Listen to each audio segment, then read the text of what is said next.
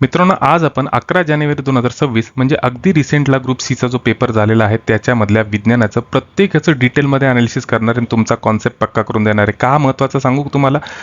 तुम्हाला जर का विज्ञानाची दिशा ठरवायची असेल अभ्यासाची किंवा तुम्हाला गेस काढायचा असेल केवळ कुठल्या प्रकारचे प्रश्न पडू शकतात, तर मागच्या 1 वर्षामध्ये आयोगाने जे काही प्रश्नपत्रिका घेतलेल्या आहे, मग राज्यसेवा असो, कंबाईनचे पेपर असो, सगळे व्यवस्थित घासून पुसून करायचे आणि त्याच्यातले बरेचसे टॉपिक रिपीट होत असतात. चला मग वेळ कशाला घालवायचा, लगेच आपल्या टॉपिकला सुरुवात करू. चला, पाहायचा का पहिला प्रश्न? एकदम लॉजिकल प्रश्न आहे आणि एकदम सोपा. काय आहे प्रश्न? तर खालीलपैकी कोणता पर्याय जलविद्युत केंद्राचा संभवित दुष्परिणाम नाही? 4 पर्याय दिलेला आहे. तुम्ही लॉजिकली ओळखू शकता की बाबा जलविद्युत केंद्रामुळे काय होणार नाही, तर सगळ्यात महत्वाचं वायू प्रदूषण होणार नाही. जमिनीची धूप होईल, एकदम बरोबर. नैसर्गिक प्रवाह बाधित होईल, हे सुद्धा होणार आहे. आणि पाण्यातील जलचर नैसर्गिक जीवनामध्ये बाधा येईल. हे तिन्हीच्या तिन्ही गोष्टी होऊ शकतात जलविद्युत केंद्रामुळे, पण वायू प्रदूषण होणार नाही. लॉजिकल क्वेश्चन होता. चला आता पाहू पुढचा प्रश्न. पुढचा प्रश्न ऍक्च्युली आहे गणिताचा प्रश्न. हा ऍक्च्युली स्टेट बोर्ड सायन्स 10वीचं जे पुस्तक आहे त्याच्यातला 4था धडा विद्युत धारेचे परिणाम याच्यातून आलेला आहे. प्रश्न काय आहे? तर प्रश्न आहे की एका घरामध्ये एक 10 वॅट क्षमतेचा पंखा दररोज 10 तास चालवला जातो. त्याच घरामध्ये 2 50 वॅट क्षमतेचे बल्ब आहे जे रोज 5 तास चालतात. जर विजेचा दर प्रति युनिट 5 रुपये असेल तर 30 दिवसानंतर महिन्याचे वीज बिल किती असणार ते आपल्याला सांगायचे. आणि याचं उत्तर आहे पर्याय नंबर 2, 225. चला कसं ते आता डिटेलमध्ये पाहू. चला, प्रश्न एकदम सोपा आहे, सोडवायला पण सोपा आहे आणि उत्तर पण सोपं आहे. फक्त प्रॉब्लेम काय होतो की बऱ्याच वेळा आपण आहे ना विज्ञानाचा अभ्यास करताना गणिताकडे दुर्लक्ष करून टाकतो.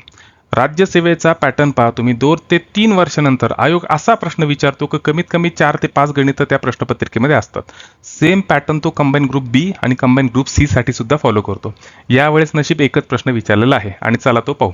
काहीच नाही, एकदम सोपा आहे की घरामध्ये एक पंखा आहे, तो 100 वॅटचा आहे. 100 वॅटचा म्हणजे तो एका तासाला 100 वॅट एवढी ऊर्जा खाणार किंवा एवढी वीज तो खाणार.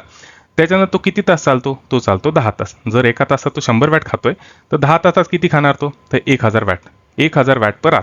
मग 1000 वॅट म्हणजेच किती झालं? 1 किलो वॅट पर आर म्हणजेच 1 युनिट. आता 1 युनिट जे आहे ते कसं पडतं? जर का तुमच्या एखाद्या वस्तूचं कन्झम्पशन 1000 किलो वॅट पर आर झालं तर तुमचं 1 युनिट तुमच्या मीटरमध्ये पडणार. म्हणजे आता फॅनचं तर कळलं आपल्याला. अगदी त्याच पद्धतीने आपल्या घरामध्ये 2 बल्ब बसवलेले. आता हे जे बल्ब आहे त्यांची साधारणतः पॉवर जी आहे ती आहे 50 वॅट. बरोबर आहे. 2 बल्ब लावले म्हणजे यांची पॉवर झाली 100 वॅट. म्हणजे एका तासाला ते 100 वॅट एवढी विजेचा म्हणजे एवढी वीज ते खाणार. आता हे चालतात किती वेळ? हे 5 तास चालतात. 2 बल्ब आहे म्हणजे 5 तासामध्ये किती विजेचं कन्झम्पशन होते? तर 500 वॅट पर आर. म्हणजेच किलो वॅट पर आर मध्ये करायचं झालं तर किलो वॅट पर आर माहिती 1000 वॅट पर आर बरोबर, हे इथं पाहिलेलं आहे ना आपण, 1000 वॅट पर आर बरोबर 1 किलो वॅट पर आर. मग 500 वॅट पर आर म्हणजेच किती झालं? अर्धा किलो वॅट पर आर. आणि युनिट किती झालं? अर्धा युनिट. म्हणजे ऑन एन ॲव्हरेज प्रत्येक दिवशी माझं 1.5 युनिट पडतं. मग 1.5 युनिट पडतं, 30 दिवसानंतर मला बिल येतं. म्हणजे एका महिन्यात मला किती युनिट पडणार? 45 युनिट पडणार. एका युनिटसाठी MSCB जे आहे ते 5 रुपये घेतं. तर मग या 30 युनिट्स या 45 युनिटसाठी तर किती घेणार? तर 225 रुपये. झालं की नाही कॉन्सेप्ट पक्का? चला त्याच्यामुळे सांगतो की गणितं सोडू नका, सोडू नका, सोडवत राहा. परीक्षेत गणितं सोडू नका.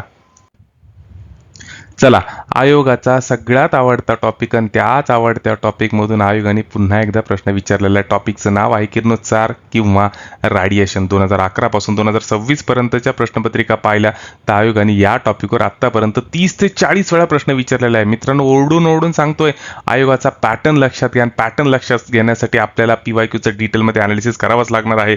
चला, इथं प्रश्न काय आहे? तर प्रश्न आहे की खालीलपैकी कोणते किरण चुंबकाच्या सानिध्यामध्ये दिशा बदलत नाही? 4 पर्याय दिलेला आहे. पहिला आहे अल्फा किरण, दुसरा आहे बीटा किरण, तिसरा आहे गॅमा किरण आणि चौथा आहे कॅथोडिक किरण.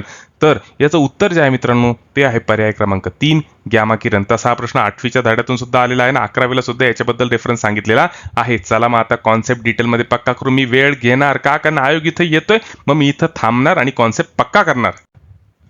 सगळ्यात पहिल्यांदा आपल्याला पाहावं लागणार आहे किरणोत्सार किंवा रॅडिएशन म्हणजे काय. जगामध्ये ज्या मूलद्रव्यांचा अनुक्रमांक 82 पेक्षा जास्त आहे अशा मूलद्रव्यांचे केंद्रक हे हायली अनस्टेबल असते, हे अस्थिर असते, तडतड तडतड उडत असते. मग ते स्थिर होण्याचा प्रयत्न करते.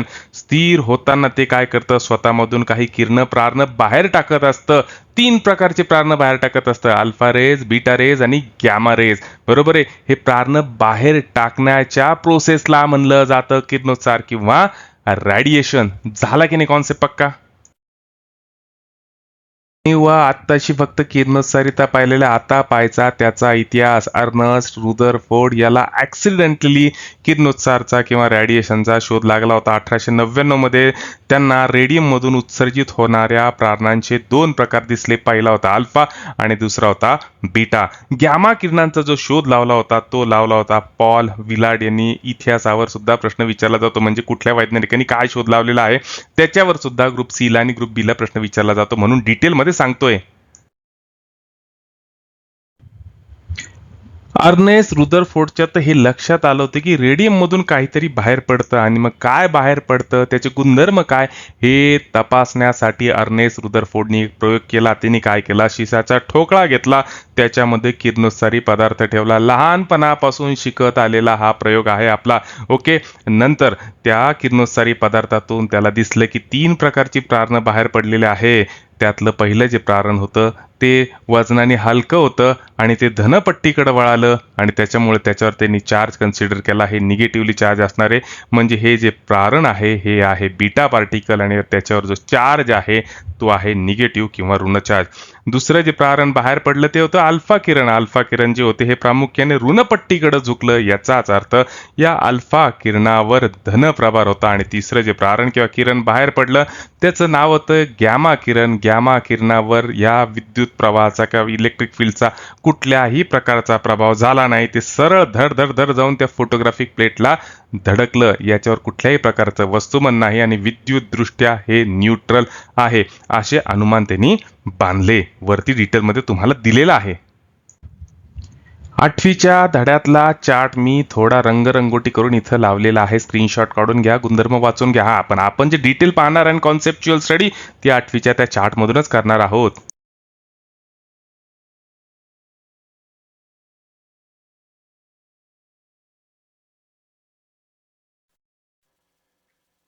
चला, आता आपण काय करूया, अल्फा, बीटा आणि गॅमा किरणांचा कम्पेरेटिव्ह अभ्यास करू. स्वरूप: अल्फा कण, दुसरं तिसरं काहीच नाही, हेलियमचे अणुकेंद्रक. बीटा कण, निगेटिव्हली चार्ज इलेक्ट्रॉन. गॅमा किरण, विद्युत चुंबकीय प्रारण किंवा इलेक्ट्रोमॅग्नेटिक रेज. वस्तुमानाबद्दल जर बोलायचं झालं तर मागच्या प्रयोगात पाहिलं की बीटा किरणांपेक्षा अल्फा किरणांचं विचलन कमी झालं, याचा अर्थ त्यांना वस्तुमान होतं आणि ते बीटा किरणांपेक्षा थोडे वजनी आहे. यांचं वस्तुमान असतं 4.0028 AMU ऍटॉमिक मास युनिट, तर बीटा किरणांचं असतं 0.000548 डाल्टन किंवा AMU. गॅमा किरणांना वस्तुमान नसते, ते वस्तुमान रहित असतात. सगळ्यात हलके जर कण कोणते म्हणले तर गॅमा किरण आहे. पेपरला क्वेश्चन आलेला आहे. त्याच्यानंतर प्रभार जर म्हणलं तर अल्फा कणांवर धन प्रभार असतो, +2 हा चार्ज असतो अल्फा कणांवर. बीटा कणांवर निगेटिव्ह चार्ज असतो, तो असतो -1. आणि गॅमा किरण ही प्रभार रहित आहे. इलेक्ट्रिक फील्ड मध्ये मॅग्नेटिक फील्ड मुळे ज्यांचं डिफ्लेक्शन होतच नाही, त्यांच्यावर कुठल्याच प्रकारचा प्रभार नाही. वेगाबद्दल जर विचार करायचं झालं, स्पीड बद्दल जर विचार करायचं झाली, तर सगळ्यात जास्त स्पीड जी कोणाची असेल या तिघांमध्ये, मी तर म्हणून विश्वामध्ये सुद्धा सगळ्यात जास्त स्पीड कोणाची, कारण किरणांमध्ये जर विचार करायचा झाला तर गॅमा रेजचा. याची स्पीड प्रकाशाच्या वेगा इतकी असती. त्याच्यापेक्षा थोडी कमी स्पीड, थोडी म्हणजे बरीच कमी स्पीड ही बीटा किरणांची असती, आणि त्याच्यापेक्षा कमी स्पीड असती अल्फा किरणांची. तुम्हाला चढत्या किंवा उतरत्या क्रमाने वेग विचारला जातो. सगळ्यात कमी अल्फा आणि सगळ्यात जास्त गॅमा. त्याच्यानंतर विद्युत क्षेत्रातील विचलन म्हणलं तर आपण मागच्या प्रयोगात पाहिलं की अल्फा कण हे ऋणपट्टीकडे वळतात, बीटा कण हे धनपट्टीकडे वळतात, गॅमाचं तर विचलनच होत नाही. भेदन शक्ती, पेनिट्रेशन पॉवर, सगळ्यात जास्त जर का कोणाची पेनिट्रेशन पॉवर असेल तर ती आहे गॅमा किरणांची. त्याच्यानंतर कमी, थोडी कमी बीटा किरणांची, त्याच्यानंतर आणखीन कमी ती आहे अल्फा किरणांची. भेदन शक्तीची जर क्षमता लावायची झाली तुम्हाला तर अल्फा नंतर येतात बीटा जास्त पेनिट्रेटिंग पॉवर असणारे, आणि बीटा नंतर येतात गॅमा. त्याच्यानंतर आता कॉन्सेप्ट आहे आयनी भवन. आयनी भवन शक्ती किंवा आयोनायझेशन पॉवर कोणाची सगळ्यात जास्त आहे. सगळ्यात पहिल्यांदा आपण लक्षात घेऊ की आयनी भवन म्हणजे काय. अहो खूप सोपं आहे हो. चला आपण पहिल्यांदा अॅनिमेटेड व्हिडिओ मध्येच पाहू. मित्रांनो, कुठल्याही प्रकारची स्पर्धा परीक्षा असू द्या, विज्ञानाशिवाय तुम्हाला गत्यंतर नाही. आणि आता सध्या आयोग स्टेट बोर्ड कडून एनसीईआरटी कडे झुकत चाललेला आहे. सर्वसाधारण BA, BCom, BScच्या बॅकग्राऊंडच्या मुलांसाठी सुद्धा एनसीईआरटी वरचे प्रश्न सोडवणं अवघड जातं. का? कारण एनसीईआरटीचे कॉन्सेप्टच कळत नाही. आणि त्याच्यामुळं डिटेल कॉन्सेप्ट वाईज महत्वाचे टॉपिक जे आयोगाकडून विचारले जातात ते कोणते असतात, कोणते रेफरन्स बुक फॉलो करायचं, अभ्यासाची स्ट्रॅटेजी काय हवी, कीवर्ड कसे काढायचे, ग्रुप डिस्कशन रोजच्या रोज त्याच्यामध्ये कसं पार्टिसिपेट व्हायचं, हे जर का सगळं तुम्हाला जाणून घ्यायचं असेल तर तुम्ही माझी मेंटॉरशिप बॅच जॉईन करू शकता. या मेंटॉरशिप बॅच मध्ये फक्त ऍप्लिकेशन मध्ये व्हिडिओ लेक्चर आणि PDF नोट्स देऊन माझी रिस्पॉन्सिबिलिटी संपत नाही, तर रोज रात्री मी तुमच्यासाठी अर्धा ते पाऊण घंटा 1-on-1 आपण एकमेकांसोबत असतो आपल्या व्हिडिओ लेक्चरमध्ये किंवा आपल्या लाईव्ह लेक्चरमध्ये. त्या ठिकाणी आपण टार्गेट सेट करतो, ग्रुप डिस्कशन करतो, कीवर्ड डिसाईड करतो आणि त्यानुसार अभ्यास करतो. रोज तुम्हाला अभ्यासाचं टार्गेट दिलं जातं, रोज तुमच्याकडून तो टॉपिक पूर्ण करून घेतला जातो. आणि त्याच्यामुळे जर का तुमची इच्छा असेल तर तुम्ही आत्ताच या मेंटरशिप बॅचला जॉईन करा. या बॅचचं नाव आहे 0 ते हिरो. चला पहा बरं, जमतो का पुढचा प्रश्न. मागच्या 4 वर्षापासून आयोग तुम्ही ग्रुप बी चा पेपर घ्या, ग्रुप सी चे पेपर घ्या किंवा राज्यसेवेचे पेपर घ्या, धातू अधातू अलॉय म्हणजे मिश्र धातू याच्यावर रेग्युलरली प्रश्न विचारत आलेला आहे. 4 जानेवारी 2026 कंबाईन ग्रुप बी ला विचारला, 11 जानेवारीला त्यांनी परत विचारला आणि सेम तो राज्यसेवेला सुद्धा विचारतो. इतका महत्वाचा टॉपिक आहे.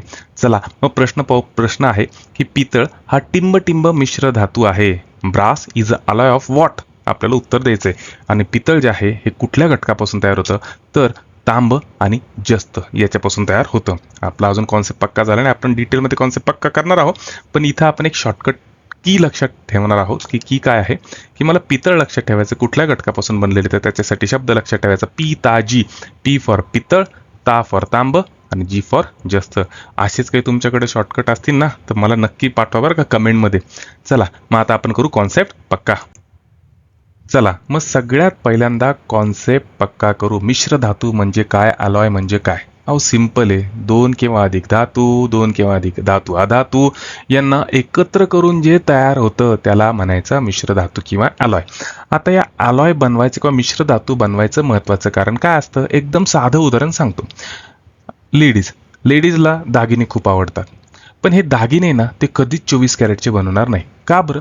कारण 24 कॅरेट म्हटलं तर 100% सोनं आलं. आणि असे जर का दागिने बनवले आणि ते जर का घालून झोपले तर अंगाखाली येऊन त्या दागिन्याचा तुकडा पडू शकतो. म्हणून लेडीज शक्यतो काय करतात की दागिने बनवायचे झाले तर ते 22 कॅरेटचेच दागिने वापरतात, तेच दागिने ते बनवतात. मग तुम्ही म्हणता सर 22 कॅरेट म्हणजे काय.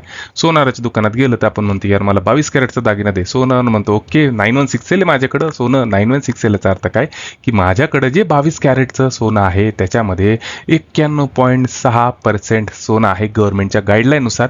आणि उरलेलं जे आहे तांबा आहे. तांब काय करतं, सोन्याला काठिण्य देतं, कठीण करतं, कडक करतं की ज्याच्यामुळे ते डेली यूज मध्ये तुकडे पडत नाही. पहा बरं मिश्र धातूचा अलॉयचा किती मोठा फायदा होतो. झालं की नाही कॉन्सेप्ट पक्का. चला आता पुढे पाहू. चला काहीच करायचं नाही, 2 मिनिटं व्हिडिओ पॉज करायचा, याचा स्क्रीनशॉट काढून घ्यायचा आणि 2-3 वेळेस व्यवस्थित वाचायचं. आणि घरात डिस्कशन करायला कुणी नसेल तर आईला जाऊन सांगायचं आई तुला माहिती का पितळ कशापासून बनतं, आई तुला माहिती का ब्रॉन्झ कशापासून बनतं. बिनधास्त आईला सांगा, सांगण्यामुळे तुमचा कॉन्सेप्ट पक्का होणार आहे.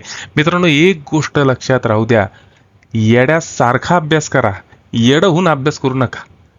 येडून अभ्यास केलं तर 5-5, 6-6 वर्ष होतात पण एक्झाम निघत नाही. खूप त्रास होतो. मला जाणू शकतो की काय प्रॉब्लेम असतात एक्झाम 2-2, 3-3 मार्कवरून जेव्हा जाते तेव्हा. त्याच्यामुळे एकच सांगतो की अभ्यास करायचा झाला आता तर प्रामाणिकपणे सांगतो की फक्त स्ट्रॅटेजी फॉलो करा. आणि तुम्हाला तुमची स्ट्रॅटेजी तयार करण्यासाठी सगळ्यात मोठा दुवा मार्गदर्शक म्हणलं तर PYQ सोडून दुसरा कुणीही नाही. मी तुम्हाला म्हणतो ना, हा जो टॉपिक आहे ना, धातू अधातू आणि अलॉय, या ग्रुप सीला ह्याच्यावर 2 प्रश्न आलेले आहेत. मागच्या 4 वर्षापासून कंटिन्यूस प्रश्न विचारले जातात. ते सगळे प्रश्न मी इथं टाकणार आहे. आलं लक्षात? मी वेळ घेणार पण तुमचा कॉन्सेप्ट पक्का करणार.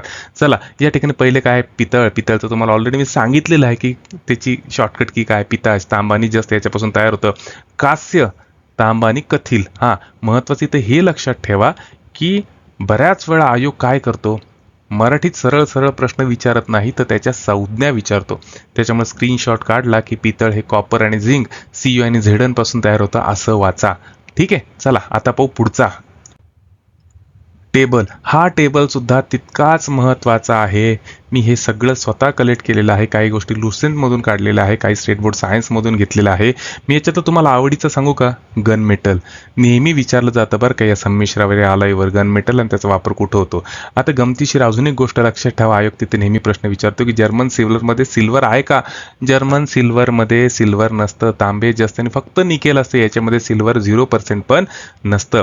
त्याच्यानंतर आयोग पुढे जाऊन अजून प्रश्न विचारतो की पोलादाला कठीणपणा कशामुळे येतो, तर पोलादाला कठीणपणा हा कार्बनमुळे येत असतो. तर स्टेनलेस स्टील गंजत का नाही, कारण की स्टेनलेस स्टीलमध्ये क्रोमियम असतं. हाय की नाही, भारी आहे की नाही कॉन्सेप्ट. 2 मिनिटं पॉज करा, स्क्रीनशॉट काढा, वाचून काढा आणि डिस्कस करा. मार्क जाऊ द्यायचं नाही. पहा, मी म्हणलं ना, आयोगाचा पॅटर्न लक्षात घेतल्याचा फायदा. धातू अधातूवर ऑलरेडी त्यांनी एक प्रश्न विचारला बरं का, आणि अजून एक प्रश्न त्यांनी विचारला. म्हणजे ह्या ग्रुप सीच्या एक्झाममध्ये त्यांनी सलग 2 प्रश्न विचारलेले आहे. 4 वर्षापासून तो प्रत्येक प्रश्नपत्रिकेत एक प्रश्न विचारतोच आहे. चला, प्रश्न काय आहे, तर प्रश्न आहे, मॅल्काइट हे टिंब धातूचे मूळ ओर आहे आणि याचं उत्तर आहे पर्याय नंबर 1 तांब. हा जो प्रश्न आहे, हा प्रश्न इयत्ता 10वी विज्ञान तंत्रज्ञान प्रकरण 8 धातू विज्ञान मिश्र धातू संकल्पना इथून आलेला आहे. मग आता वेळ झालेली आहे कॉन्सेप्ट पक्का करायची. सगळ्यात पहिल्यांदा आपण समजून घेऊ धातुक ओर्स म्हणजे काय. ज्या खनिजामधून फायदेशीररित्या आणि सुलभतेने धातू मिळवता येतात त्यांना म्हणलं जातं धातुके म्हणजेच ओर्स. आता या टेबलचा स्क्रीनशॉट काढून घ्यायचा, शांतपणे वाचायचा आणि कोणासोबत तरी डिस्कस करायचा. मी याच्यात अजून तुम्हाला हिंट देऊ का, की बाबा हे जे धातू आहे आणि यांचे धातुक याची जी लिस्ट दिलेली आहे त्याच्यात आयोगाने कुठं कुठं प्रश्न विचारलेले तुम्हाला पण रिकॉल येईन पा. जसं त्यांनी गंधकवर खूप वेळेस विचारलेले की गंधक कुठल्या धातुकापासून मिळवतात, गॅलेनापासून. पाऱ्याचं धातूक काय, सिन्नाबार. त्याच्यानंतर ॲल्युमिनियमचं बॉक्साईट क्रायोलाइट नेहमी विचारतो.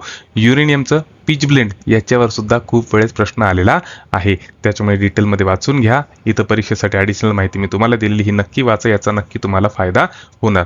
हां, आणि जर का चॅनल आवडत असेल ना, एक एक एक लाईक प्रेस करावं. एवढी मेहनत घेतो तुमच्यासाठी, तुम्ही फक्त व्हिडिओ पाहताना लाईक पण प्रेस नाही करत. म्हणजे कसं झालं ना, पाहायचं आणि लाईक नाही प्रेस करायचं, शेअर नाही करायचं, सबस्क्राईब नाही करायचं, आहे की नाही. तुमच्यासाठी मन लावून प्रयत्न चालू आहे. तुम्ही पण आपल्या मन लावून चॅनलला प्रतिसाद द्या. ॲडिशनल एक इन्फॉर्मेशन तुम्हाला देतो की आपली लवकरच मेंटरशिप बॅच चालू होतीये. या बॅचमध्ये ज्यांचं ग्रॅज्युएशन चालू आहे किंवा ज्यांचं ग्रॅज्युएशन नुकताच झालेलं आहे त्या मुलांसाठी खरंच चांगली बॅच राहणार आहे. की या बॅचमध्ये आम्ही शिकवणार PYQच्या आधारे कसा अभ्यास करायचा, योग्य स्ट्रॅटेजीने कसा अभ्यास करायचा, सिलेबस कसा कंप्लीट करायचा, एक पुस्तक फक्त एकदाच कसं वाचायचं त्याची आवर्तन घालत बसायची नाही, कोणतं रेफरन्स बुक वाचायचं, सगळं काही डिटेलमध्ये शिकवणार. आणि तिथं ग्रुप डिस्कशन सुद्धा असणार आणि फीज एकदम माफक आहे. तर माझ्या नंबरवर तुम्ही कॉल करा 9657003561 किंवा मेसेज करा, त्याच्यावर मी तुमचं रजिस्ट्रेशन करून घेईल. चला, आता वळू आपण पुढच्या प्रश्नाकडे.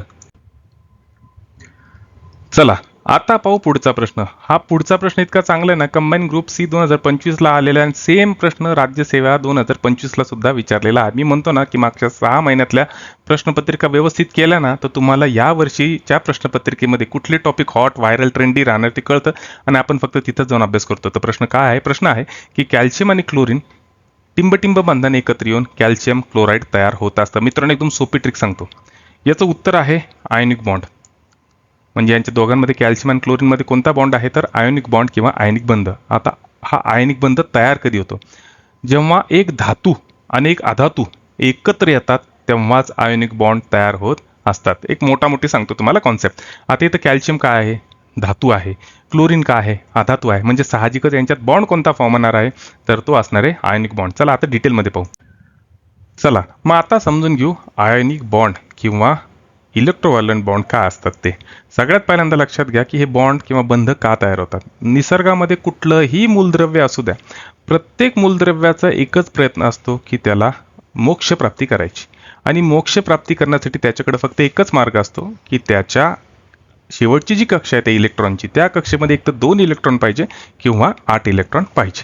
आणि जोपर्यंत ते मिळत नाही, अष्टक पूर्ण होत नाही, ऑक्टेट फॉर्म होत नाही, तोपर्यंत ते मूलद्रव्य प्रयत्न करत असतं. आणि एकदा का ते अष्टक पूर्ण झालं की ते भोज्याला जातं, निष्क्रिय होऊन जातं. मग आता आयनिक बॉन्डमध्ये काय होतं की धातू जे जन्मजात श्रीमंत असतात, गर्भ श्रीमंत असतात, ज्यांना फक्त देणं माहिती असतं, आणि अधातू जे जन्मदात भिकारी असतात, ज्यांना फक्त घेणं माहिती असतात. मग एक धातू आणि एक अधातू एकत्र येतो, त्यांच्यात रासायनिक अभिक्रिया होते आणि इलेक्ट्रॉनचं कंप्लीट ट्रान्सफर होतं. म्हणजे धातूंकडे एक्स्ट्रा इलेक्ट्रॉन आहे, ते श्रीमंत आहे, त्याच्यामुळे ते आपलं एखाद दुसरा इलेक्ट्रॉन अधातूला देतात. अधातू त्याच्या मदतीने आपलं अष्टक पूर्ण करतो आणि इकडे धातू सुद्धा तो इलेक्ट्रॉन दिल्यामुळे आपलं अष्टक पूर्ण करतो. म्हणजे यांच्या देवाणघेवाणीतून, कंप्लीट देवाणघेवाणीतून इलेक्ट्रॉनच्या जो बंध तयार होतो त्याला म्हणलं जातं आयनिक बॉन्ड किंवा इलेक्ट्रोव्हायलेंट बॉन्ड, म्हणजेच विद्युत संयुज बंध. आता इथं उदाहरण दिलेलं कॅल्शियम क्लोराईडचं. आता कॅल्शियमचा जो अणुक्रमांक आहे तो आहे 20. मग याचं इलेक्ट्रॉन स्वरूपण काय राहणार? 2 8 8 2, बरोबर. मग इलेक्ट्रॉन स्वरूपण 2 8 8 2 आहे, म्हणजे याच्याकडे 2 जे इलेक्ट्रॉन आहे ते एक्स्ट्रा आहे. आणि हे जर का 2 इलेक्ट्रॉन त्यांनी काढून टाकले तर तो भोज्याला जाणार, अदरवाईज त्याला प्रॉब्लेम येणार. त्याच्यामुळे हा कॅल्शियम जो असतो हा नेहमी प्रयत्न काय करतो असतो की मला माझ्या जवळचा 2 इलेक्ट्रॉन काढून टाकायचे. आता दुसरा आहे क्लोरीन. क्लोरीन काय करतो? हा एक अधातू आहे, म्हणजे हा जन्माचा भिकारी, बरोबर आहे. याला एका इलेक्ट्रॉनची गरज आहे. याचं अनुक्रमांक आहे 17. इलेक्ट्रॉनिक स्वरूपण जर पाहिलं तर 2 8 7 आहे, म्हणजे अष्टक पूर्ण करण्यासाठी त्याला फक्त एकाच इलेक्ट्रॉनची गरज आहे. त्याला 1 इलेक्ट्रॉन भेटला, अष्टक पूर्ण झाले की तो सुद्धा निष्क्रिय होणार, भोज्याला जाणार, मोक्षप्राप्ती त्याला सुद्धा होणार. मग ह्या केसमध्ये काय करतो कॅल्शियम धातू? स्वतःकडचा 1 इलेक्ट्रॉन ह्या क्लोरीन सोबत शेअर करतो आणि स्वतःकडचा 1 इलेक्ट्रॉन शेअर करण्यापेक्षा याला देऊन टाकतो आणि 1 इलेक्ट्रॉन ह्या क्लोरीनला देतो, आणि या तिघांमध्ये जो बॉन्ड तयार होतो त्याला म्हणलं जातं आयनिक बॉन्ड. झालं की नाही कॉन्सेप्ट पक्का? बरं, इतरही काय आहे पर्याय जे महत्त्वाचे आहे उत्तरामध्ये दिलेले. पहिला आहे सहसंयोजी बंध म्हणजे कोव्हॅलेंट बॉन्ड. कोव्हॅलेंट बॉन्ड हा प्रामुख्याने 2 अधातूंमध्येच तयार होत असतो आणि यांच्यामध्ये इलेक्ट्रॉनची देवाणघेवाण होत नाही, यांची शेअरिंग होत असती, भागीदारी होत असती. याचं उदाहरण द्यायचं झालं तर H2O CO2 आणि मिथेन. त्याच्यानंतर धातू बॉन्ड म्हणजे मेटॅलिक बॉन्ड. हा जो बॉन्ड असतो हा धातूच्या अणूंच्या दरम्यान तयार होत असतो. आणि त्याच्यानंतर आहे हायड्रोजन बॉन्ड. हायड्रोजन बॉन्ड हा एक कमकुवत आकर्षण बंध आहे जो तुम्हाला प्रामुख्याने पाण्यामध्ये आढळतो. आता झाला कॉन्सेप्ट पक्का.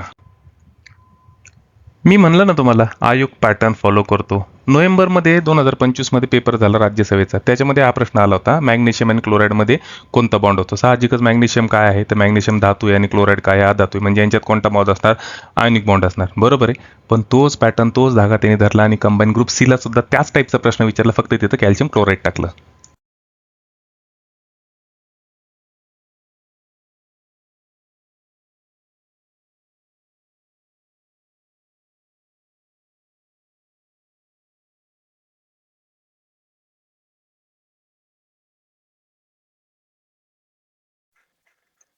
चला पहा बरं जमतो का पुढचा प्रश्न. पुढचा प्रश्न आहे की खालीलपैकी कोणत्या झोआइड निडारियामध्ये संरक्षण आच्छादन असते? आणि याचं उत्तर आहे पर्याय क्रमांक 4, फायलोझाइड.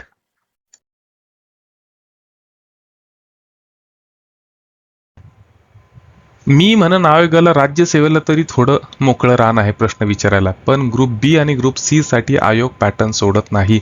मोजक्याच टॉपिकवर विचारतो. प्राण्यांच्या वर्गीकरणावर 2 मार्काचं विचारणार, वनस्पतींच्या वर्गीकरणावर विचारणार, त्याच्यानंतर तो मेटल नॉन मेटलवर विचारणार, ह्युमन हेल्थ म्हणजे रोग आणि आरोग्य याच्यावर सुद्धा विचारणार, तो ध्वनीवर विचारणार, तो प्रकाशावर विचारणार. त्याचा पॅटर्न ठरलेला आहे, त्या पॅटर्नच्या बाहेर जात नाही. आलं लक्षात? त्याच्यामुळे मोजकं करा, व्यवस्थित करा आणि मन लावून करा. चला या ठिकाणी प्रश्न काय आहेत तर प्रश्न आहे की कांगारू हा पिशवी असलेला सस्तन प्राणी आहे आणि खाली 4 पर्याय दिलेला आहे. तुम्हाला योग्य पर्याय कोणता तो निवडायचा आहे. ऑस्ट्रेलिया आणि टास्मानिया गवताळ मैदानी प्रदेशात आढळतो. तिथंच आढळतो ना, कितीतरी वेळेस पिक्चरमध्ये पाहिलेलं आहे ना. त्याच्यानंतर हा जो सजीव आहे किंवा हा जो प्राणी आहे हा स्थलीय आहे आणि शाकाहारी प्राणी आहे, हे सुद्धा ऑप्शन बरोबर आहे.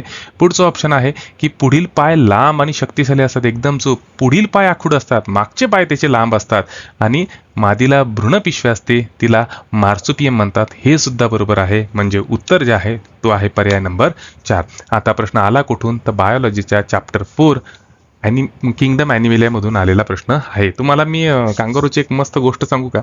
ऑस्ट्रेलिया जो आहे ना, ऑस्ट्रेलियाचा राष्ट्रीय प्राणी कांगारू आहे. काय विशेष कांगारूचं? कांगारूचं विशेष असं आहे की कांगारूला फक्त पुढं पळायला येतं. हा मागं कधीच पळत नाही. रोड क्रॉस करतानाचा ॲक्सिडेंट होणार हे याला जरी माहिती असलं तरी हा पुढंच पळतो. त्याच्यामुळं ऑस्ट्रेलियन लोकांना कसं आहे की पुढं जायला आवडतं, म्हणून त्यांनी या प्राण्याला त्यांचा राष्ट्रीय प्राणी म्हणून डिक्लेअर केलेलं आहे. चला, ही गोष्ट ऐकली ती तुम्हाला सांगितली. खरं सांगू का मित्रांनो, विज्ञानाचं बिलकुल टेन्शन घ्यायची गरज नाही, कारण आयोग आहे ना एका ठराविक पॅटर्न मध्येच विचारतोय. त्याला जे आवडते टॉपिक आहे, जे त्याच्या दृष्टीने हॉट टॉपिक आहे, ते 4-4, 5-5 वर्ष त्याच टॉपिकवर तो प्रश्न विचारतो. आणि आवडीचा आयोगाचा हॉट टॉपिक म्हणजे ह्युमन हेल्थ अँड डिसीज, मानवी रोग आणि आरोग्य. याच्यासाठी फक्त तुम्हाला 8वीचा दुसरा धडा करायचा आणि 12वीचा 8वा धडा करायचा NCERT मधला.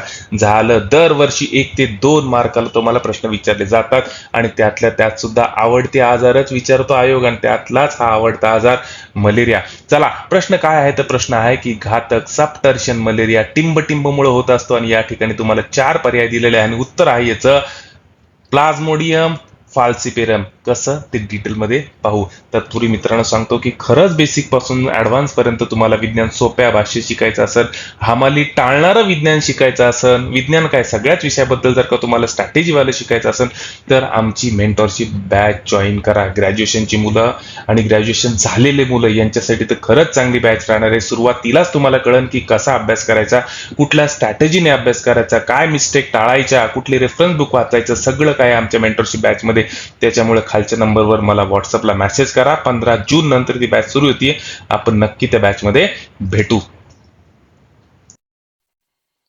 आपण नेहमी वाचतो की मलेरिया जो आहे ना, हा प्लाझ्मोडियम नावाच्या प्रोटोझोआपासून म्हणजे आधी जीवापासून होणारा आजार आहे. पण सगळ्यात पहिल्यांदा पाहू, हे प्रोटोझोआ काय आहे?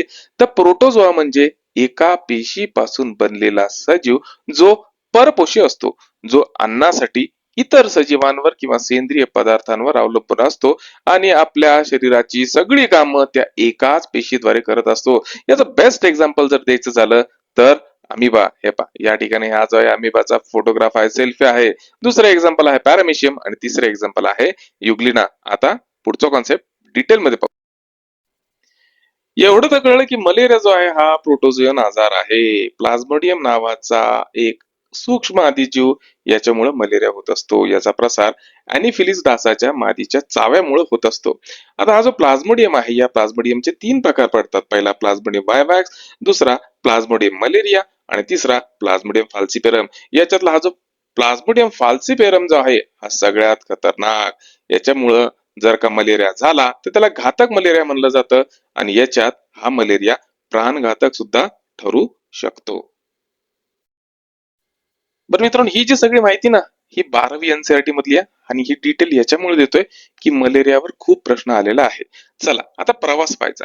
सगळ्यात पहिल्यांदा काय होतं की अॅनिफिलीस डासाची जी मादी आहे ती संक्रमित व्यक्तीला चावते. संक्रमित व्यक्तीला चावल्यावर त्या संक्रमित व्यक्तीच्या रक्तामध्ये असणारे जे काही प्लाझ्मोडियम आहे, जे स्पोरोझाइट म्हणून ओळखलं जातात, हे डासाच्या लाळेमध्ये जाऊन बसतात आणि त्याच ठिकाणी ते स्वतःला वाढवतात. जेव्हा हाच डास दुसऱ्या एखाद्या निरोगी व्यक्तीला चावतो, तेव्हा ते स्पोरोझाइट्स त्या मानवी शरीरामध्ये जातात आणि यकृतामध्ये जाऊन स्वतःची संख्या वाढवायला सुरुवात करतात आणि तिथं संख्या वाढली की त्या ठिकाणी असणाऱ्या लाल रक्तपेशींवरती हल्ला करतात. RBC म्हणजे तांबड्या रक्तपेशी फुटल्यामुळे हिमोझाईन नावाचे विषारी द्रव बाहेर पडतं आणि त्याच्यामुळे दर 3 ते 4 दिवसांनी थंडी वाजून येत असती. हा शब्द लक्षात ठेवा, हिमोझाईन, कारण की याच्यावर बऱ्याच वेळा प्रश्न आलेला आहे की मलेरियामध्ये कुठलं विषारी द्रव बाहेर पडत असतं, तर हिमोझाईन नावाचं द्रव बाहेर पडत असतं. याच्यामुळे एक गोष्ट लक्षात आली की मलेरिया जो आहे या परजीव्याला आपलं जीवनचक्र पूर्ण करण्यासाठी 2 होस्ट म्हणजे 2 यजमानांची गरज पडत असती. पहिला म्हणजे डास आणि दुसरा म्हणजे माणूस. अॅनिफिलीस डासाची मादी चावल्यामुळं मलेरिया आजार होत असतो आणि या ठिकाणी ती फक्त वाहकाचं काम करत असती. आता झाला कॉन्सेप्ट पक्का. मागच्या 10 वर्षातली कुठलीही अशी प्रश्नपत्रिका नाही की ज्याच्यामध्ये आयोगाने प्राण्यांचं वर्गीकरण, वनस्पतींचं वर्गीकरण विचारलं नाही. मित्रांनो, वनस्पतींचं, प्राण्यांचं वर्गीकरणावर आयोग 4 प्रश्न विचारत असतो आणि हा जो प्रश्न आहे हा त्यातलाच आहे. प्रश्न काय आहे? तर प्रश्न आहे की शेंगावर्गीय पिके हवेतील नत्राचा उपयोग खालीलपैकी कोणत्या सूक्ष्म जीवाच्या मदतीने करू शकतात? याचं उत्तर आहे रायझोबियम.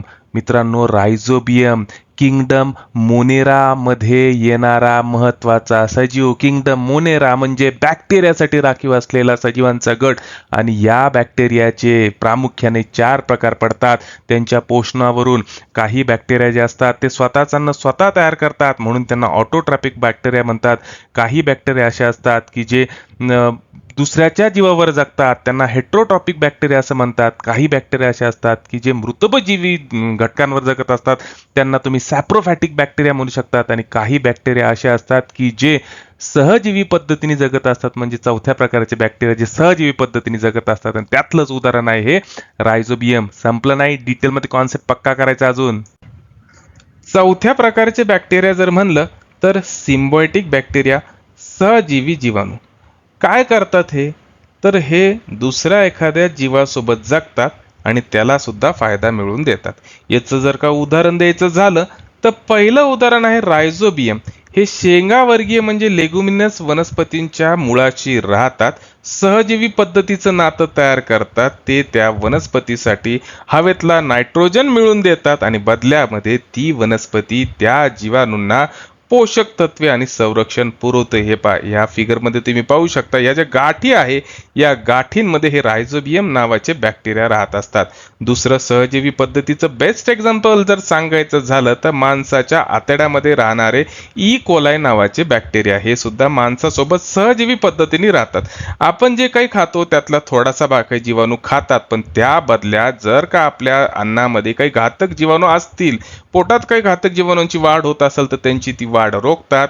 त्याचप्रमाणे विटॅमिन के आणि B12 सारखे महत्वाचे जीवनसत्व विटॅमिन तयार करतात. आता झाला कॉन्सेप्ट पक्का. मित्रांनो, प्राण्यांचं वर्गीकरण असू द्या नाही तर वनस्पतींचं वर्गीकरण असू द्या, NCERT बेस मी सगळ्यांचं व्हिडिओ लेक्चर बनवलेलं आहे. आणि इच्छा जर असेल तर माझ्या टेलिग्राम चॅनलला लिंक जी आहे ती माझ्या डिस्क्रिप्शन बॉक्समध्ये दिलेली आहे. त्या ठिकाणी आपल्याला हे सगळे लेक्चर भेटणार आहे NCERT बेस. चला मग आता वळू पुढच्या प्रश्नाकडे. परत आला कृषीवर प्रश्न. आयोग दरवर्षी 2 का होईना प्रश्न कृषीवर विचारत असतो आणि हा जो आहे ना, हा भुईमुगवरचा टिक्का रोग, हा इतका आवडतो ना, कधी कधी मला वाटतं ना परीक्षकाच्या घरी शेती आणि त्या शेतीमध्ये तो दरवर्षी भुईमुगच लावतो आणि तो या भुईमुगावर नेहमी टिक्का रोगच पडतो. त्याच्यामुळे आयोगाचा जो परीक्षक आहे, जो पेपर सेट करतो ना, तो दर 2 वर्षांनी 1 वर्षांनी हा प्रश्न विचारतो, म्हणजे विचारतोच. चला मग याचं उत्तर आहे, प्रश्न काय आहे तर भुईमुगावर टिक्का रोग कोणत्या कारक जीवामुळे पडतो? तर याचं उत्तर आहे सर्कोस्पोरा पर्सोनेटा. हा जो प्रश्न आहे ती 9वी विज्ञानमधून आलेला आहे, प्रकरण 8 मधला. मी तुमच्या रेफरन्ससाठी सुद्धा सांगतो. मी हे रेफरन्ससाठी का देतो माहिती का? तुमचा आहे ना व्ह्यू क्लिअर झाला पाहिजे की कुठले रेफरन्स बुक स्टँडर्ड आणि आपण तेच का वाचायचे आणि कुठले पुस्तकं वाचायचे त्याच्यापेक्षा कुठला टॉपिक वाचायचा. स्टेट बोर्ड किती मार्काला येतं आणि NCERT किती मार्काला येतं. आता आयोग जो आहे ना हा स्टेट बोर्ड करून NCERT कडे वळत चाललेला आहे आणि हळूहळू आता तुम्हाला जनरल एक आयडिया आली असेल आतापर्यंत. मित्रांनो, मी जमल तेवढा तुमचा कॉन्सेप्ट पक्का करायचा प्रयत्न करतो. आयोगाने प्रश्न विचारला भुईमुगाच्या टिक्का रोगाबद्दल, पण आयोगाने आतापर्यंत कुठल्या कृषीवरच्या आजारासंबंधी प्रश्न विचारलेला आहे, रोगांसंबंधी प्रश्न विचारलेला आहे. मी सगळ्यांची लिस्ट या ठिकाणी दिलेली आहे. तुम्हाला काहीच करायचं नाही, तुम्हाला स्क्रीनशॉट काढायचा, 2-3 वेळेस हे वाचून घ्यायचं आणि त्याच्यानंतर नाही समजलं तर या ठिकाणी तुम्हाला इमेजेस सुद्धा टाकलेल्या आहे. मन लावून शिकवतोय, मन लावून अभ्यास करा, स्ट्रॅटेजीने अभ्यास करा, बैल मेहनत करायची नाही. आणि लाईक करा राव, सबस्क्राईब करा, शेअर करा, जरा चांगले मोटिवेशन द्या मला. तुमच्या कमेंटमुळे मला खरंच खूप मोठं मोटिवेशन भेटत असतं. अजून एक बरं का, सगळ्या गोष्टींसाठी तुम्हाला जर का मला 1 to 1 लिंक व्हायचं असेल तर माझं चॅनेल आहे टेलिग्रामचं, मी ऑलरेडी त्याची लिंक डिस्क्रिप्शनमध्ये दिलेली आहे. वाटलं तर नक्की जॉईन करा. या सगळे जे आहे ना व्हिडिओ वगैरे सगळं मी तिथं टाकत असतो. मी म्हणलं ना तुम्हाला पॅटर्न एकदम सोपा आहे. वनस्पतीचे वर्गीकरण, प्राण्यांचं वर्गीकरण, 4 प्रश्न येणार, 4 मार्क तुम्हाला 100% देऊन जाणार. तुम्हाला काही जरी नाही जमलं ना, फक्त एवढं 2च टॉपिक करा, 4 मार्क घेऊन या विज्ञानात. पहा बरं किती सोपं आहे विज्ञान. चला मग इथं प्रश्न काय विचारला, तर प्रश्न आहे की मिराबिलिस जलापा फोरोक्लॉक ही वनस्पती कुठल्या कुळातील आहे? याचं उत्तर आहे पर्याय नंबर 4, निक्टा जिनिसी. आलाय कुठून प्रश्न? 11वी बायोलॉजीचा चॅप्टर 5वा morphology of the flowering plant मधून आलेला आहे. मित्रांनो मी याच्यावर जास्त डिटेलमध्ये सांगणार नाही, कारण डिटेलमध्ये सांगायचं तर कॉन्सेप्ट खूप मोठा होईल. त्यासाठी माझं जे लेक्चर आहे त्याची मी डिस्क्रिप्शनमध्ये लिंक देऊन ठेवतो, नक्की पहा, खूप छान पद्धतीने सांगितलेलं आहे. तरी पण जोपर्यंत मी तुमचा कॉन्सेप्ट पक्का करणार नाही ना, माझं मन काय भरणार नाही. ठीक आहे. आता हा जो मिराबिलिस जलापा आहे याला म्हणलं जातं गुलबाक्षी. ही गुलबाक्षी म्हणजे आपल्या कुंपणावर जी वनस्पती असते ना, शोची वनस्पती, ही ती गुलबाक्षी आहे. पाहिजे गुलाबी कलरचे फुले येतात, बरोबर. हिला 4 o'clock प्लांट म्हणलं जातं. का? कारण हिचे जे काही फुलं आहे हे शक्यतो दुपारी 4च्या सुमारास उमलतात, म्हणून यांना 4 o'clock प्लांट म्हणलं जातं. उरलेले जे काही 4 पर्याय आहे, म्हणजे 3 पर्याय आणि हा चौथा पर्याय उत्तराचा, तर याचे तुम्ही स्क्रीनशॉट काढून घ्या. उरलेल्या 3 पर्यायांबद्दल सुद्धा पेपरला विचारलं जाऊ शकतं आणि डिस्कस करा मित्रांसोबत. जेवढं तुम्ही डिस्कस करताना तेवढं विज्ञान सोपं होणार.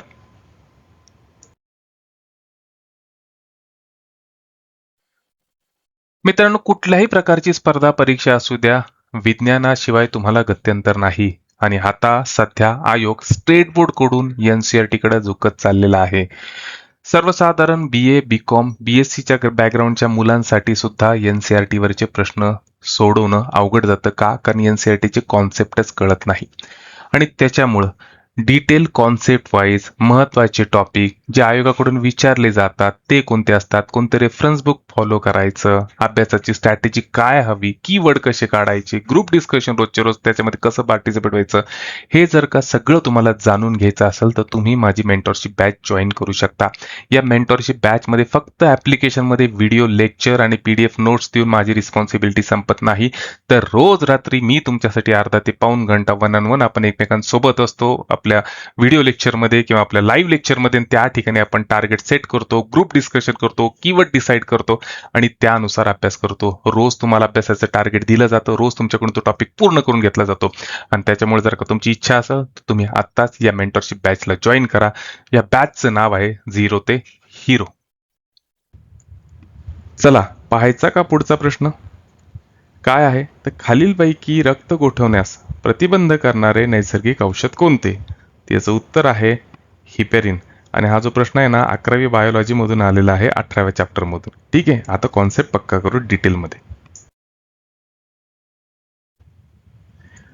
चला मग कॉन्सेप्ट पक्का करू. हिपॅरिन. हिपॅरिन काय आहे, तर आपल्या शरीरामध्ये नैसर्गिकरित्या कार्य करणारं अँटीकॉग्युलंट. अँटीकॉग्युलंट काय असतं, तर वाहत्या रक्ताला गोठू देत नाही. साहजिकच प्रश्न पडन की सर आपल्याला जखम झाली तर काही वेळाने त्या रक्त पाहायला सुरुवात होतं आणि रक्तावर लगेच काही वेळाने खपली तयार होती. आणि खपली तयार करण्याचं काम कोण करत असतं? रक्तामध्ये असणारा घटक, त्याला आपण थ्रॉम्बिन म्हणतो. पण मग वाहत्या रक्तामध्ये हा थ्रॉम्बिन कंटिन्यू असतो आणि मग आपलं वाहतं रक्त का गोठत नाही? तर न गोठण्याचं कारण एकच की देवानं शरीरामध्ये हिपॅरिन नावाचं नैसर्गिक अँटीकॉग्युलंट टाकलेलं आहे. हे वाहत्या रक्ताला गोठू देत नाही. आता होतं काय, हे जे हिपॅरिन आहे हे शरीरातल्या अँटीथ्रॉम्बिन थर्ड या प्रथिनाला सक्रिय करते आणि अँटीथ्रॉम्बिन थर्ड जे आहे हे थ्रॉम्बिन आणि फॅक्टर XA जे रक्त गोठवण्याचं काम करतं त्यांना निष्क्रिय करून टाकतं.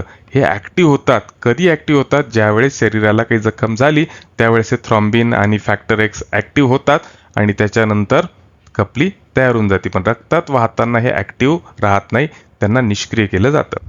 आता इतर पर्यायामध्ये जर म्हणलं तर sodium nitrate, sodium citrate, not nitrate, sodium citrate. आता सोडियम सायट्रेट जे आहे हे सुद्धा अँटीकॉग्युलंट म्हणूनच काम करतं. पण कृत्रिम अँटीकॉग्युलंट. तुम्ही जे रक्त देता, डोनेट करता, त्या बॅगेमध्ये जे रक्त टाकता ते काही वेळाने गोठू शकतं. ते गोठू नये म्हणून त्याच्यामध्ये सोडियम सायट्रेट सोडलं जातं. आणि दुसरा जो पर्याय होता अजून एक काहीतरी सोडियम नायट्रेट होता, त्याचा वापर प्रामुख्याने अन्न टिकवण्यासाठी आणि खतांमध्ये केला जातो. झालं की नाही कॉन्सेप्ट पक्का डिटेलमध्ये? चला आता वळू पुढच्या प्रश्नाकडं आणि मी सांगतो तुम्हाला की आयोग 2 ते 3 वर्षामध्ये एकदा तरी या व्हायरल डिसीजवर येतच. आणि त्याचा आवडता आजार म्हणलं तर एड्स बद्दल तो नेहमी काही ना काही विचारत असतो. तोच प्रश्न आहे. प्रश्न काय आहे, तर विषाणूजन्य रोग आणि कारणीभूत विषाणू यांच्या जोड्या तुम्हाला लावायच्या आहे. आणि याचं उत्तर आहे पर्याय नंबर 3. कसं ते डिटेलमध्ये पाहू. जोड्या तर आपण जुळवल्या, पण आता प्रत्येक ऑप्शन आपण डिटेलमध्ये समजून घेऊ. एड्स कशामुळे होतो? व्हायरसमुळं. कोणत्या व्हायरसमुळं? ते HIV मुळं. गमतीदार गोष्ट अशी आहे की HIV चा जो व्हायरस असतो, याच्यामध्ये जे जेनेटिक मटेरियल असतं ना, हे सिंगल स्ट्रँडेड RNA असतं. ट्रेंड चेंज होत चाललाय. आयोग अशाही प्रकारचा प्रश्न विचारू शकतो. त्याच्यानंतर कांजिण्या ज्या आहे त्या व्हॅरिसेला झोस्टर या व्हायरसमुळे होत असतं, आणि याच्यामध्ये जे जेनेटिक मटेरियल असतं ते डबल स्टँडर्ड DNA असतं. त्याच्यानंतर लिव्हर डॅमेज, ज्याला आपण कावीळ म्हणतो, हा हिपेटायटिस B या व्हायरसमुळे होणारा आजार आहे, आणि याच्यामध्ये सुद्धा genetic material double standard DNA असतं. आणि चौथा शेवटचा आजार रक्तस्रावी ताप, ज्याला आपण डेंग्यू म्हणतो, हा डेंग्यू व्हायरसमुळे होतो. याच्यामध्ये मात्र सिंगल स्ट्रँडर्ड RNA असतं. सिंगल स्ट्रँडेड RNA पेपरला विचारलं जाऊ शकतो. मित्रांनो, ह्युमन हेल्थ अँड डिसीज 2011 पासून 2026 पर्यंतचे जे काही PYQ आहे त्याचं डिटेलमध्ये अनालिसिस केलेलं, टॉपिक वाईज विज्ञानाचा अनालिसिस केलेला व्हिडिओ आहे. तुम्ही म्हणला तर मी माझ्या टेलिग्राम चॅनलला टाकून देतो, आणि लिंक जी आहे टेलिग्राम चॅनलची ती डिस्क्रिप्शनमध्ये दिलेली आहे. मित्रांनो, मी प्रत्येक PYQचं अनालिसिस करताना 2 ते 3 मिनिटं एक्स्ट्रा घेतो. का घेतो? कारण की फक्त PYQचे उत्तरं नाही सांगायचे मला. आयोग या टॉपिकवर आज आलेला आहे, भविष्यात परत येऊ शकतो. आयोगाच्या दृष्टीने महत्त्वाचा टॉपिक आहे. मग या टॉपिकवर याच्या अगोदर कसे प्रश्न विचारलेले आहे, पुढं कसे विचारले जाऊ शकतात, या सगळ्यांचा विचार करून मी डिटेलमध्ये कॉन्सेप्ट पक्का करायचा प्रयत्न करतो.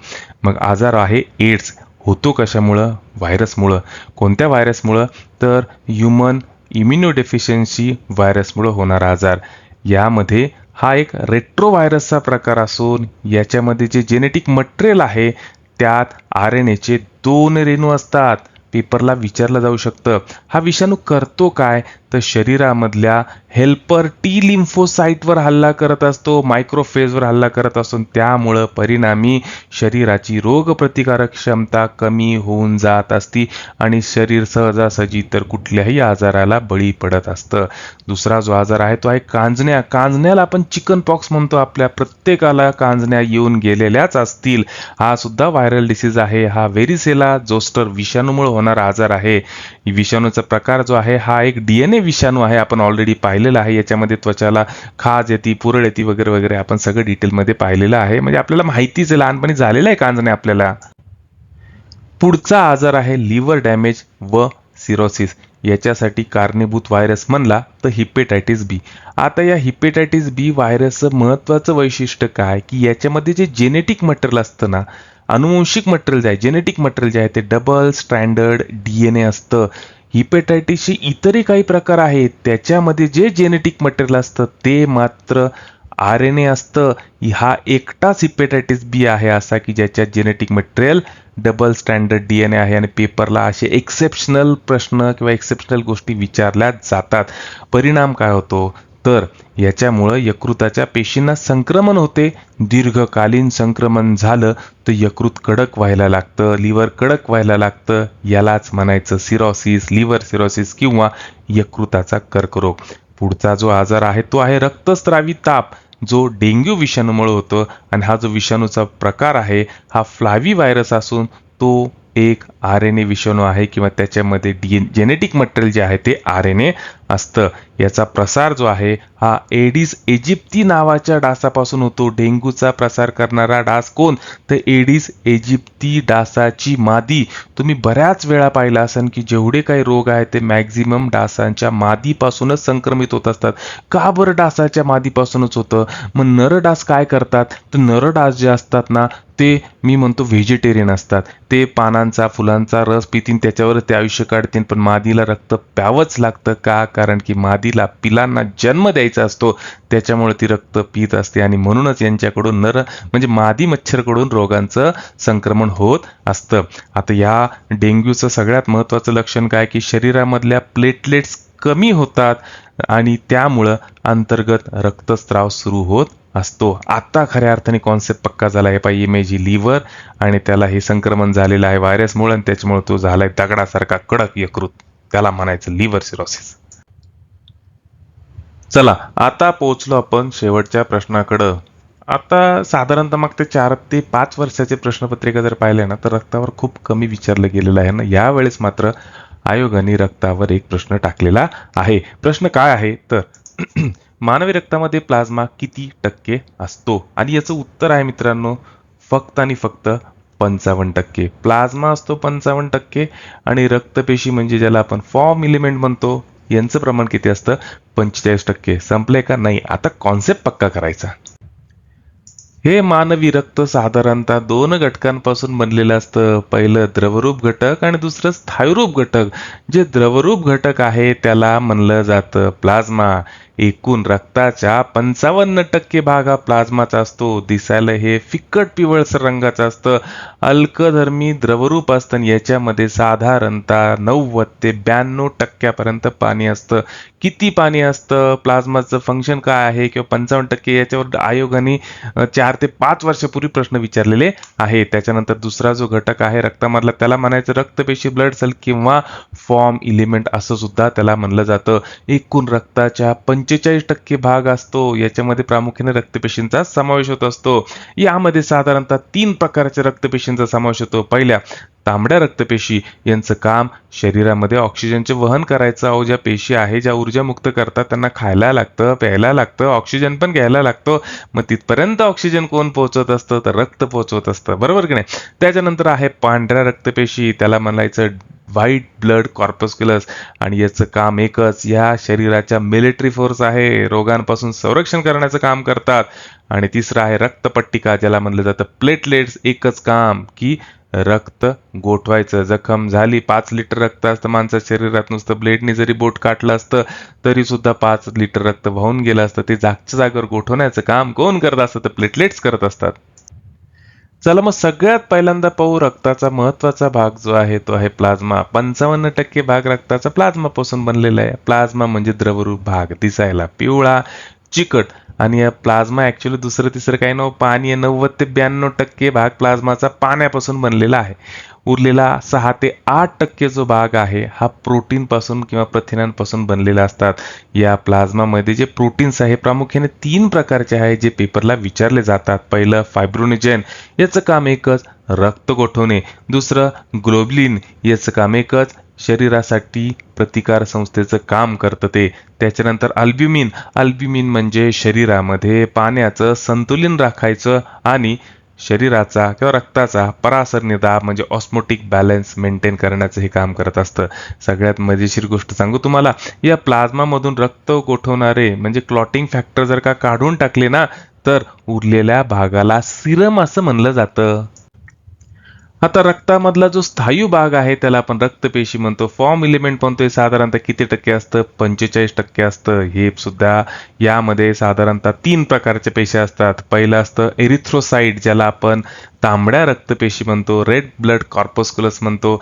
याची संख्या एका घन मिलीलिटरला म्हणजे मोठी म्हणू शकतं की रक्ताच्या एका थेंबामध्ये 5 पासून 5.5 दशलक्ष म्हणलं तर 50 ते 55 लाखापर्यंत रक्तपेशी असतात. यांचं एकच काम असतं की ऑक्सिजनचं वहन करायचं आणि याच्यासाठी यांच्यामध्ये हिमोग्लोबिन असतं. हिमोग्लोबिन ऑक्सिजनशी संयोग पावतं आणि ऑक्सिजनला घेऊन पेशीपर्यंत जातं, आहे की नाही? हे हिमोग्लोबिनचं काम. त्याच्यानंतर आहे ल्युकोसाइड, ज्याला आपण WBC म्हणून किंवा पांढऱ्या रक्तपेशी म्हणून सुद्धा ओळखतो. रक्ताच्या एका थेंबामध्ये साधारणतः 6000 ते 8000 पर्यंत या रक्तपेशी असतात. पांढऱ्या रक्तपेशी यांचं काम एकच शरीरामध्ये रोग प्रतिकारक शक्ती निर्माण करायची. आणि त्याच्यानंतर आहे थ्रोम्बोसाइट. थ्रोम्बोसाइट जे आहे यांचं प्रमाण रक्ताच्या एका थेंबामध्ये 1.5 लाखापासून 3.5 लाखापर्यंत असतं आणि याचं एकच काम रक्त गोठवायचं. मित्रांनो, विज्ञान समजायला खूप सोपं आहे. शिकवणारा मी आणि शिकणारे तुम्ही. आपल्याला 15 पैकी कमीत कमी 10 ते 12 मार्काचं टार्गेट विज्ञानामध्ये ठेवायचे कंबाईनला आणि राज्यसेवेला 20 पैकी कमीत कमी 15 ते 16 मार्क तरी आले पाहिजे. चला मग आत्ताच चॅनलला लाईक करा, शेअर करा, सबस्क्राईब करा, लाईक करा राव. 400-500 लाईक ते येऊ द्या. एवढं मनापासून शिकवतो तर तुमचं मला मोटिवेशन भेटलंच पाहिजे. चला आता आपण वळणार काय? झाला शेवटचा प्रश्न होता.